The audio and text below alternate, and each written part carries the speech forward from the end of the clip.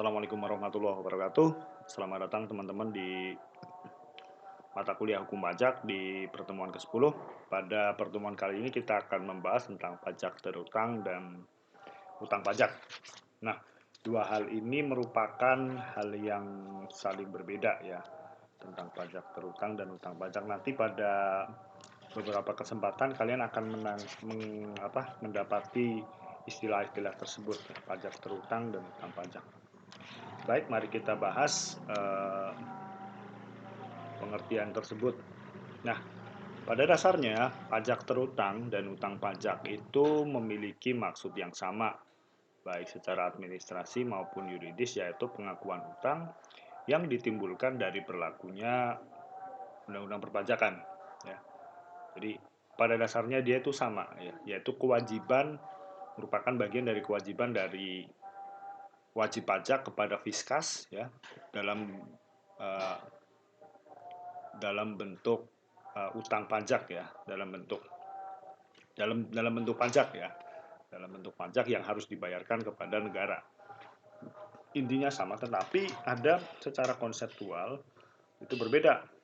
Nah, ini misalnya di Undang-Undang KUP, ya,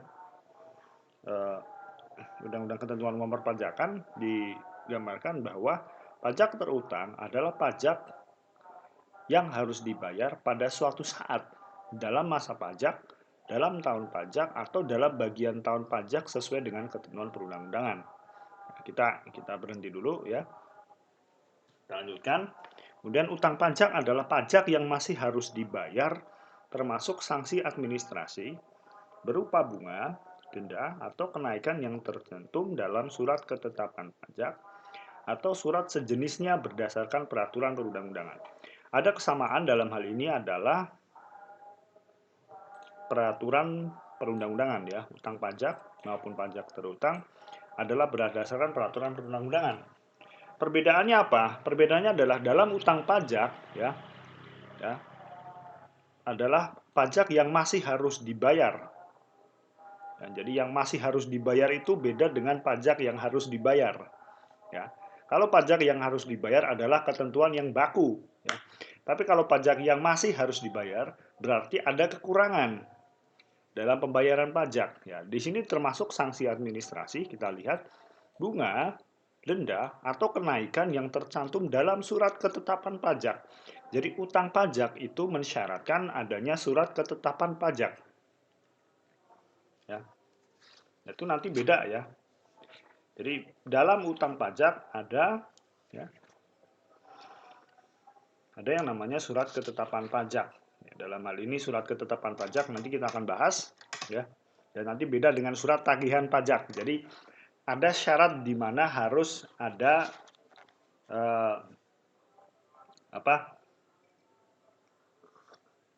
adanya surat dari Fiskas. Nah, bedanya di situ. Kalau pajak terutang itu adalah pajak yang ditentukan langsung dalam peraturan perundang-undangan, misalnya dalam PPh 21, ya, dijelaskan bahwa besaran pajak yang harus dibayarkan oleh seorang berdasarkan penghasilannya adalah sekian sekian sekian. Nah, itu adalah pajak terutang. Nah, tetapi utang pajak itu besarannya berdasarkan surat ketetapan pajak, ya. Surat ketetapan pajak.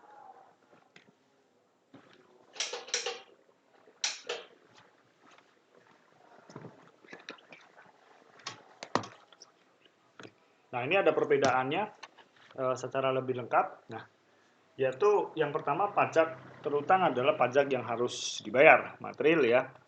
Itu berarti pajak yang sesuai dengan peraturan perundang-undangan, besarannya berapa, ya. Kalau kemudian utang pajak, pajak yang masih harus dibayar.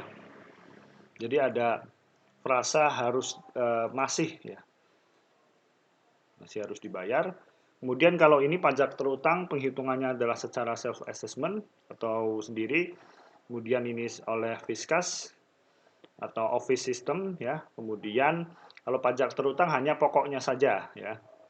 Tidak mencakup sanksi administrasi. Di sini sebaliknya utang pajak, ya. Kemudian pajak terutang bukan sebagai dasar penagihan pajak dan tidak dapat dijadikan dasar penagihan pajak. seperti yang saya katakan tadi ya, karena ketentuan wajib pajak, jadi pajak terutang itu sifatnya abstrak ya. Ya sifatnya abstrak ya dan ya, tidak mencakup siapapun siapa orangnya gitu ya. Jadi belum bisa dijadikan dasar untuk menagih pajak karena hanya ketentuan umum. Misalnya di dalam undang-undang disebutkan setiap orang dengan penghasilan sekian harus membayar sekian. Nah, itu kan bukan dasar penagihan pajak. Ya, hanya pajak yang harus dibayar oleh siapapun yang dengan penghasilan sekian gitu. Beda dengan utang pajak, nanti karena memang sudah ada penghitungan dari Fiskas. Nah, pajak terutang misalnya tadi tentang PPh ya, pajak penghasilan kan memang dihitung secara self assessment. Tapi kan nanti akan dihitung ulang oleh Fiskas juga ya kan untuk melihat eh, besaran pajaknya yang harus dikenakan berapa. Ya. Dan terakhir ya, nah kalau ini karena memang bisa dijadikan dasar penagihan pajak, ya apabila tidak dibayar menjadi tunggakan pajak. Yang terakhir kemudian sifatnya sementara ya, karena hanya ketentuan umum sampai diterbitkannya surat ketetapan, keputusan atau putusan pajak yang menyatakan sebaliknya kalau utang pajak sudah dalam bentuk kekuatan hukum yang mengikat.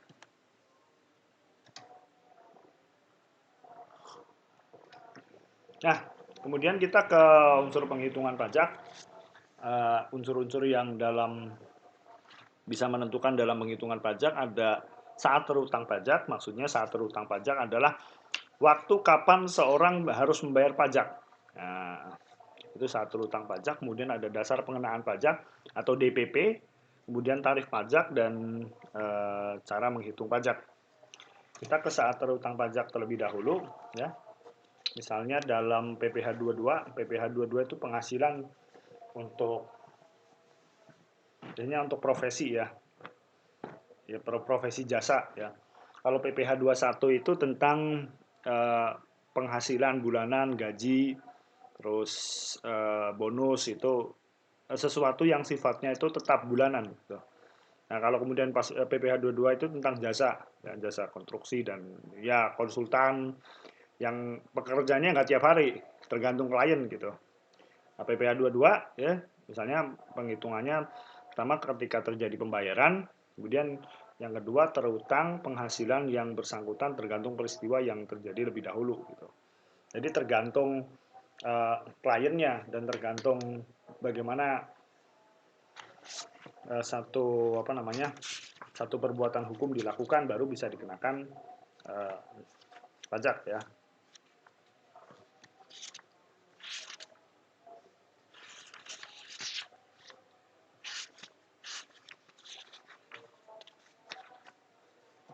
Nah kemudian kita ini misalnya PPN pajak pertambahan nilai dan pajak pertambahan nilai barang mewah terjadi saat jadi kapan kemudian kalian harus bayar pajak? Nah itu menjadi pertanyaan penting. Nah ini tadi contoh-contohnya untuk PPN dan PPN BM ya pajak pertambahan nilai barang mewah ya terjadi pada saat penyerahan barang kena pajak, impor barang kena pajak, ada penyerahan jasa kena pajak, kemudian pemanfaatan barang kena pajak tidak berwujud, ada pemanfaatkan jasa kena pajak dari luar, ya, kemudian ekspor barang kena pajak berwujud dan seterusnya. Nah, kemudian kita ke DPP ya, tentang dasar pengenaan pajak.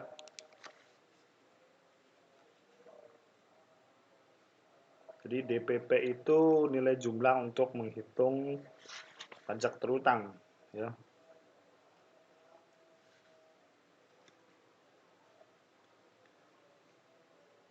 Jadi adalah dasar untuk mengenai pajak seorang ya. Ini misalnya kita dasar pajak penghasilan itu adalah PKP ya. PKP itu penghasilan kena pajak ya. Yang kemudian diberlakukan bagi orang yang pajaknya itu sudah mencapai satu ukuran tertentu ya. Istilahnya dalam zakat itu nisab. Nah, dalam zakat mal kita kan kenal yang nisab ya. Misalnya tentang kambing sudah punya misalnya peternak gitu ya, sudah punya 40 kambing kalau nggak salah ya, dan kambingnya sudah di atas usia 1 tahun semua, maka dikenakan zakat mal ya. Nah ini kita sama di pajak penghasilan, dasarnya adalah PKP atau penghasilan kena pajak. Kalau saya masih PTKP atau penghasilan tidak kena pajak. Itu kan. Nah, kemudian untuk pajak penghasilan misalnya ada pemotongan ya, pemotongannya misalnya yang PPh 21, pajak penghasilan 21 tergantung jenis pekerjaannya juga ya. Misalnya PPh 21 itu gaji yang dipotong pemberi kerja ya, itu melalui uh, sistem penghitungan lewat orang ketiga ya, biasanya bendahara perusahaan. Kemudian ini tentang jasa atau konsultan PPh 23 ya. Kemudian dengan hubungannya dengan modal, penghasilan, dividen, bunga, royalti, dan sewa. Ini maksudnya PPh 22 ya. Ini 23 beda.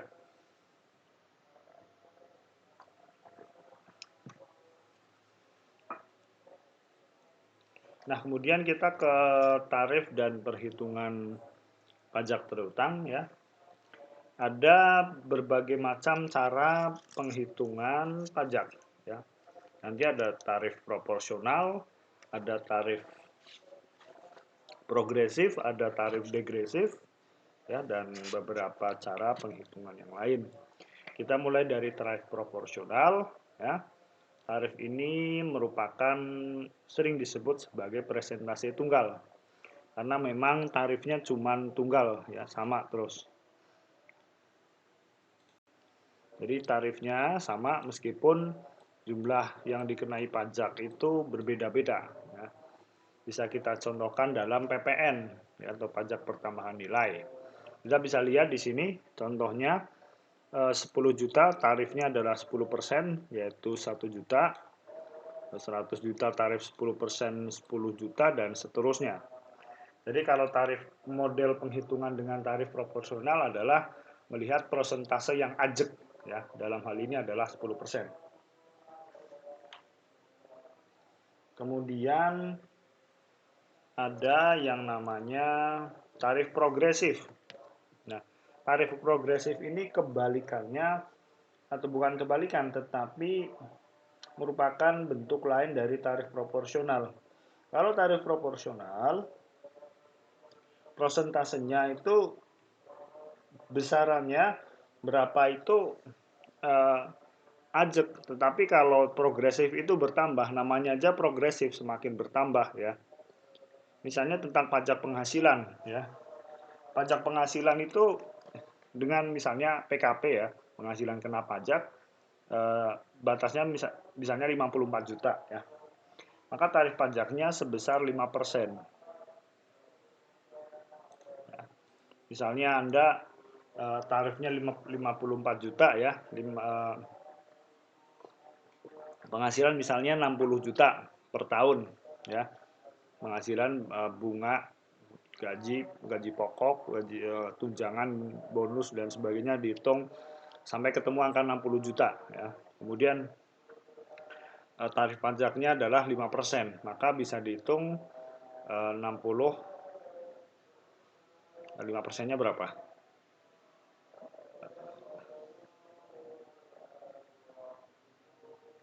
3 juta ya, 3 juta. Terus misalnya kemudian misalnya Anda naik, sebelumnya adalah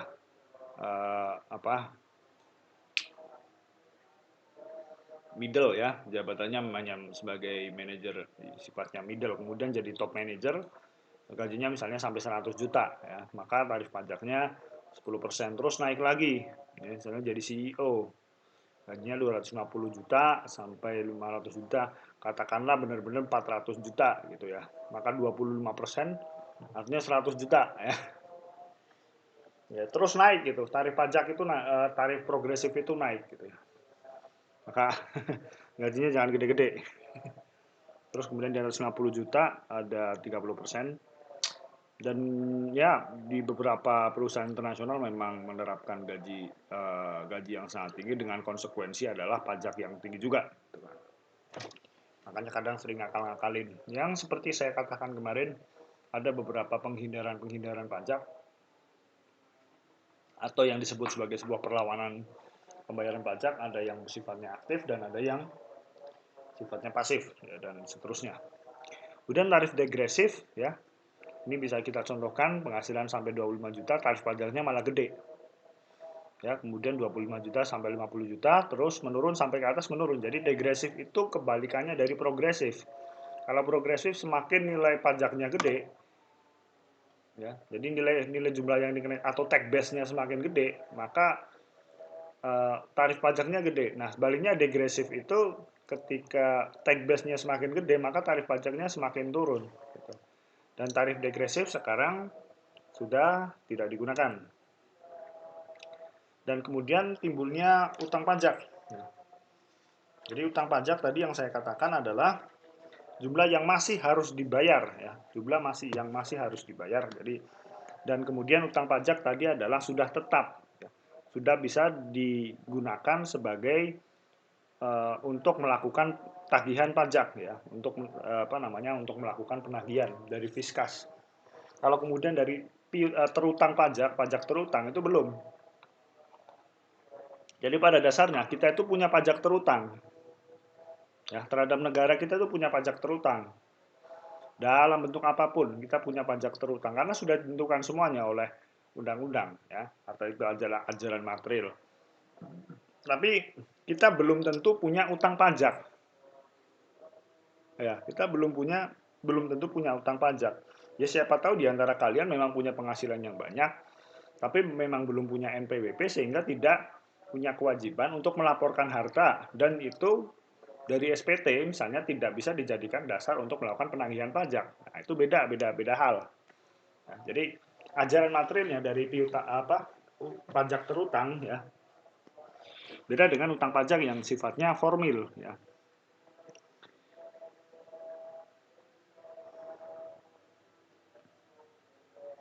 Nah, utang pajak itu pada dasarnya adalah utang kita kepada negara gitu ya. Tetapi setelah timbul surat ketetapan pajak dan kemudian surat-surat atau uh, ketetapan yang sifatnya besiking dari pembuat dari Fiskas, ya, dari Fiskas. Nah, dalam hal ini adalah ketika kita terdapat utang pajak pada terjadi hak dan kewajiban gitu kan.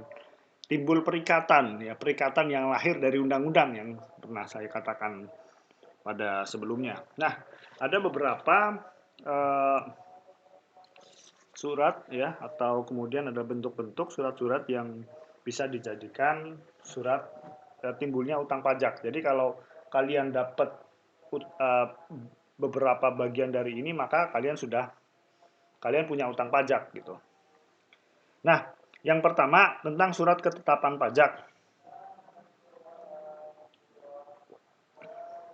Jadi surat ketetapan pajak itu uh, hanya terdiri dari dua, ya, yang ditertibkan oleh Direktur Jenderal Pajak hanya dua, ya, sebagai dasar timbulnya utang pajak, yaitu surat ketetapan pajak kurang bayar dan kemudian surat ketetapan pajak kurang bayar tambahan. Nanti kalian bisa cari sendiri, ya. Karena saya lebih seneng ngasih PowerPoint itu uh, polosan kayak gini, ya. Jadi saya menjelaskan satu persatu, ya, sehingga kalian bisa fokus mendengarkan. Kalau saya kasih semuanya, ya, saya hanya membaca, ya, tidak to explain gitu, tidak menjelaskan kepada kalian gitu. Jadi unsur edukatifnya nggak ada, kita hanya membacakan sesuatu yang sebenarnya kalian bisa membaca sendiri. Nah, kalau saya memberikan hanya pemantik seperti ini kan mengharuskan kalian untuk belajar, mengharuskan kalian untuk mencari tahu gitu. Jadi saya memang dalam PowerPoint saya memang kalau Anda lihat itu hampir nggak ada yang menarik. Memang sengaja saya buat gitu, gitu. Atau bukan karena saya nggak bisa buat yang menarik. Pekerjaan saya sebelumnya adalah membuat PowerPoint yang lebih eye catching, ya, karena memang dulu pekerjaannya itu untuk melayani klien-klien perusahaan besar dan harus membuat PowerPoint yang eye catching. Tetapi sekarang untuk edukasi saya tidak bermaksud untuk eye catching. Tujuan saya sengaja membuat sesuatu yang tidak menarik agar membuat kalian, ya, tidak menarik di mata, karena memang edukasi itu bukan sesuatu yang menarik di mata, ya, bukan sesuatu yang harus menarik di mata, tapi sesuatu yang harus kalian pelajari gitu.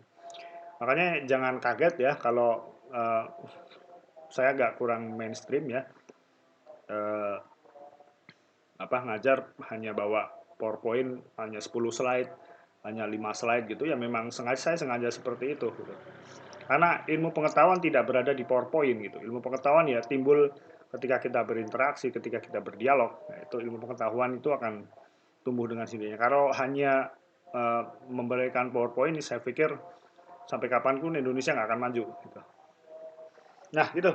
Jadi nanti untuk penjelasan tentang SKPKB ya, atau surat ketetapan pajak kurang bayar, atau surat ketetapan pajak kurang bayar tambahan bisa kalian tarik ya. Karena memang saya lebih dalam masa pandemi ini kita memang nggak bisa menjelaskan secara detail satu persatu, memang agak susah dan mengharuskan kalian untuk lebih banyak belajar sendiri karena sebenarnya esensi kuliah uh, uh, apa kita lebih banyak belajar sendiri itu bukan bermaksud apologi ya biar dosen itu nggak ngajar wah kita belajar sendiri nggak gitu, tapi saling menyempurnakan ya. Kalau kalian belajar sendiri, sering baca jurnal, sering baca paper, baca opini, ya saya pikir akan menjadi tambahan. Saya apresiasi kepada teman-teman yang sering nanya meskipun pertanyaannya sulit, tapi memaksa saya untuk belajar. Karena memaksa saya untuk belajar dan saya pikir itu sesuatu tantangan yang berbeda ya. Ya, karena saya senang misalnya dapat mata kuliah yang sebenarnya nggak terlalu populer di mata saya kayak hukum pajak itu kan sesuatu yang sangat aplikatif sekali ya, yang agak reflektifnya itu hampir nggak ada gitu. Karena saya tumbuh dari kampus yang lebih banyak bicara tentang sesuatu yang reflektif daripada yang eh, penerapan atau aplikasi gitu agak agak kurang di tempat saya belajar dulu. Jadi memang saya harus ada turning point, harus shifting ke biasanya. Tapi saya suka karena saya harus belajar. Dan karena saya harus belajar, saya harus membaca dan saya harus menemukan hal-hal baru gitu ya. Jadi sebenarnya uh, kalau saya harus milih hukum pajak atau filsafat hukum, saya lebih senang filsafat hukum. Dan kalian akan menemui presentasi-presentasi yang lebih eye catching daripada ini meskipun mungkin hanya 5 slide, 6 slide kalau filsafat hukum, tapi saya bisa menjelaskan ya mungkin lebih lancar daripada hukum pajak ya karena memang saya harus dipandu dengan buku. Tapi saya senang karena saya tahu hal-hal baru gitu. Jadi di masa depan ketika kalian misalnya dapat atasan yang suka challenge kepada kalian, ya hadapi aja gitu. Hadapi aja gitu. Walau aku malah curhat. Tapi nggak apa-apa, intinya uh, saya ingin memaksa kalian untuk belajar sendiri. Karena kalau semuanya disuapi oleh saya ya bagi saya esensinya akan jadi berkurang ya. Esensi kuliah kalian sudah nggak kayak anak SMA yang harus disuapi materi-materi yang sifatnya doktriner ya. Di perkuliahan nggak gitu ya. Kalian harus bisa mencari diri kalian sendiri. Aku senangnya oposisi yang hukum, misalnya hukum perdata. Yuk, hukum perdata dalami aja. Hukum pidana ya, dalami saja terus gitu. Jadi saya nggak doktrin ya, nggak terlalu mendoktrin teman-teman. Dan mohon maaf kadang jawabannya kurang memuaskan ya karena selalu belajar. Oke, tentang surat ketetapan pajak, misalnya tadi surat ketetapan pajak kurang bayar, ya.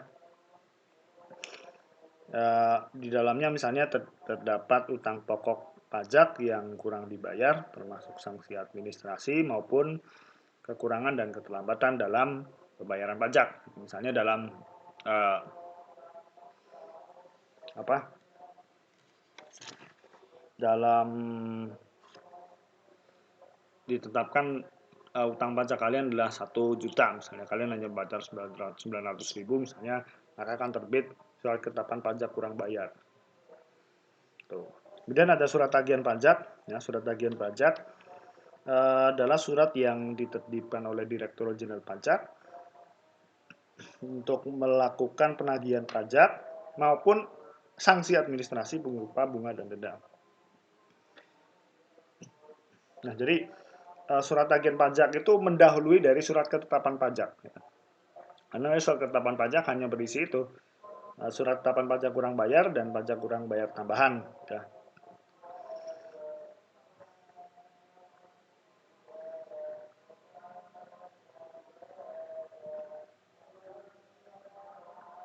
Nah, beda dengan surat tagihan pajak itu menjadi awal kalian bayar pajak. Misalnya tadi STP kalian ditetapkan 1 juta, ya, kemudian kalian hanya bayar 900.000, maka setelah itu karena terjadi kurang bayar, ya, maka dikeluarkan SKP atau surat ketetapan pajak kurang bayar KB, ya. Kemudian ada surat keputusan pajak, ya. Jadi memang harus bisa dibedakan, ya. Surat keputusan pajak diterbitkan oleh Direktorat Jenderal Pajak, ya, sehingga dasar timbulnya utang pajak terdiri dari surat keputusan pembetulan dan surat keputusan pemberatan, ya. Jadi ini semacam pembelaan dari wajib pajak kepada Fiskas bahwa ada sesuatu yang kurang tepat dari surat atau apa utang pajak yang diberikan oleh Fiskas, ya. Kemudian ada putusan pajak, ya. Putusan kita sudah tahu sendiri, ya, dikeluarkan oleh pengadilan, dalam ini pengadilan pajak. Di pertemuan-pertemuan berikutnya nanti kita akan membahas tentang pengadilan pajak. Nah, ini ada surat ketetapan pajak kurang bayar, ya. Anda bisa lihat di sini contohnya, ya, nomornya, tahun pajaknya berapa, tanggal penerbitan, tanggal jatuh tempo, ya. Ini bisa dilihat penghasilan neto, penghasilan PKP-nya berapa dalam bentuk rupiah maupun dolar. Kemudian pengembalian atau pengurangan PPh yang telah diperhitungkan, semuanya ada, ya, di sini. Ini untuk pajak penghasilan. Kemudian misalnya surat tagihan pajak nih, ada.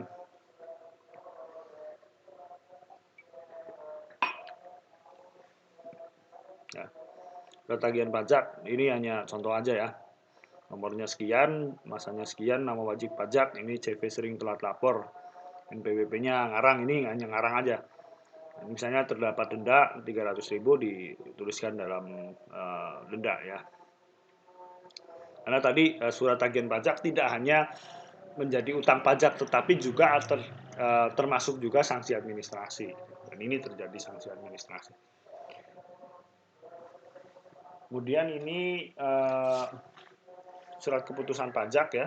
Contohnya adalah surat ketetapan pajak PBB, ya, pajak bumi dan bangunan. Ya, misalnya terdapat angka-angka demikian. Dan kemudian terakhir ini adalah hapusnya utang pajak. Ada beberapa hal yang menyebabkan utang pajak berakhir atau istilahnya dihapus bukukan dari utang, ya, sehingga dari wajib pajak tidak memiliki kewajiban untuk melakukan pembayaran pajak, ya. Karena ada beberapa hal-hal sebagai berikut, ya. Ada pembayaran, kompensasi, daluarsa, pembebasan, dan penghapusan. Pembayaran tentu saja kita tahu, ya. Jadi misalnya ditetapkan utang pajak kalian adalah 40 juta, ya. Dengan membayar berarti kalian sudah tidak memiliki utang pajak, ya. Tidak ada kewajiban negara untuk menagih lagi.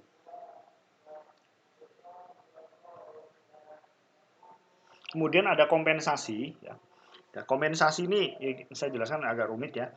Jadi kompensasi ini terjadi apabila wajib pajak punya tagihan berupa kelebihan pembayaran pajak yang pada saat sama atau pada masa berikutnya ia mempunyai atau berpotensi mempunyai kewajiban pajak kurang bayar, sehingga bisa jumlah piutang pajak tersebut bisa diperhitungkan sebagai kompensasi.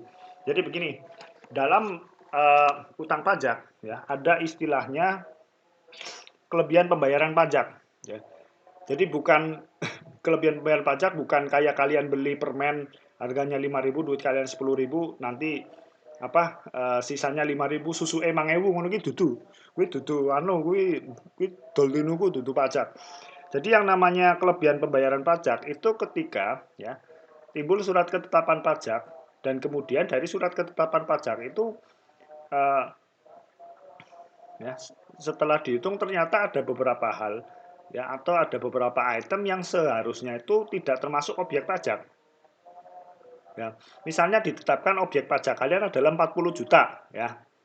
Ya, utang pajak kalian adalah ditetapkan oleh ofisial, ya, karena penghitungannya dari kantor ya, dari kantor pajak itu ternyata 40 juta. Setelah kemudian dikoreksi, di cross check, ternyata ada misalnya sepeda itu ternyata bukan milik kalian ya, sehingga itu menjadi pengurangan aset atau kemudian penghasilan kalian suatu hari itu memang tidak sesuai dengan yang dilaporkan di SPT. Sehingga dalam posisi ini utang pajak kalian setelah dihitung ulang tidak 40 juta, tetapi ternyata 35 juta. Nah, maka yang 5 juta itu termasuk bagian kelebihan pembayaran pajak. Nah, ini kelebihan pembayaran pajak ini bisa dilakukan ya untuk apa namanya? Bisa istilahnya bisa kita depositkan ya untuk utang pajak pada masa berikutnya ya. Jadi ketika masa berikutnya kita punya utang pajak, ya itu bisa jadi nyaur gitu ya istilahnya ya. Jadi istilahnya kita itu bayarnya kelebihan, tetapi kelebihannya itu karena memang terjadi kesalahan atau semacam terjadi koreksi-koreksi terhadap tagihan pajak, sehingga dalam hal ini ya tagihan tersebut, misalnya tagihan 40 juta karena sudah bayar ya, maka bisa dikompensasikan atau direstitusikan, istilahnya itu restitusi untuk eh, masa atau masa-masa berikutnya ya. Jadi kompensasi atau restitusi itu ganti, istilahnya ganti utang pajak kita di masa berikutnya. Kemudian ada daluarsa. Daluarsa kita tahu sendiri adalah penghapusan pajak karena melewati masa yang telah masa yang telah lewat ya. Misalnya sudah timbul surat ketetapan pajak, kalian suruh bayar 15 juta ya misalnya ya. Terus kemudian daluarsanya adalah 10 tahun, kalian nggak bayar 10 tahun, yaitu terjadi daluarsa, tidak terjadi kewajiban pembayaran pajak. Saya nggak tahu untuk beberapa kewajiban pajak itu untuk apa namanya, untuk daluarsanya berapa tahun ya. Saya nggak kurang kurang memahami ya. Tapi dalam KUH Perdata itu perikatan utang akan daluarsa setelah 30 tahun ya. Tapi katanya undang-undang pajak daluarsanya lebih cepat ya. Mungkin 5 atau 10 tahun ya baru bisa daluarsa. Jadi kalau kalian punya utang pajak ya, tapi untuk pajak-pajak tertentu ya. Misalnya untuk pajak-pajak yang sifatnya gede ya, PPNBM misalnya atau apa yang nilai potensi pajaknya gede, mungkin pemerintah menetapkan pengecualian ya karena memang nilai potensi pajaknya gede. Misalnya tentang tax amnesty itu kan adalah harta-harta yang memang seharusnya menjadi objek pajak dari negara, kemudian memang tidak diletakkan di Indonesia, ya, sehingga harus ada kebijakan yang namanya tax amnesty atau pengampunan pajak. Ya kita bahas di pertemuan berikutnya. Kemudian ada pembebasan. Pembebasan ini diterapkan untuk menghapus adanya potensi pajak terutang. Ya, sementara untuk menghapuskan utang pajak digunakan untuk istilah penghapusan atau pembatalan uang pajak. Jadi pembebasan pajak itu lebih kepada menghapus utang ininya apa? Dendanya ya. Jadi pembebasan itu ke denda ya. Wah, D lah di denda. Penghapusan pajak itu utang pajak pokoknya, utang pokoknya ya. Jadi misalnya pembebasan itu saya agak pilek. Pembebasan itu misalnya terjadi kalian telat bayar pajak dan dendanya itu misalnya utang pokok kalian 15 juta, dendanya 10% berarti 1.500.000, maka kalau pembebasan pajak hanya dendanya sanksi administrasinya saja dan bunganya juga. Misalnya ada bunganya juga lah, misalnya 0,5% atau angka yang lain ya. Kalau penghapusan utang pajak itu seluruhnya bisa utang pokoknya juga. Nah, tax amnesty masuk yang mana? Nah, kita bahas di pertemuan berikutnya ya, karena tax amnesty saya memang jadikan satu materi khusus. Gitu. Oke, dari saya kalau ada pertanyaan silahkan di WhatsApp. Saya sudah agak bosan memperingati teman-teman ya, agar nggak kolom komen diisi absen. Saya sudah capek lah bilangin teman-teman. Dan memang terbukti teman-teman nggak menyaksikan video ya, karena masih sering presensi di kolom komentar. Jadi kolom komentarnya saya matikan ya, biar kalau ada pertanyaan di WhatsApp aja lah, atau di forum yang mungkin bisa kita bertemu. Oke, dari saya cukup. Wassalamualaikum warahmatullahi wabarakatuh.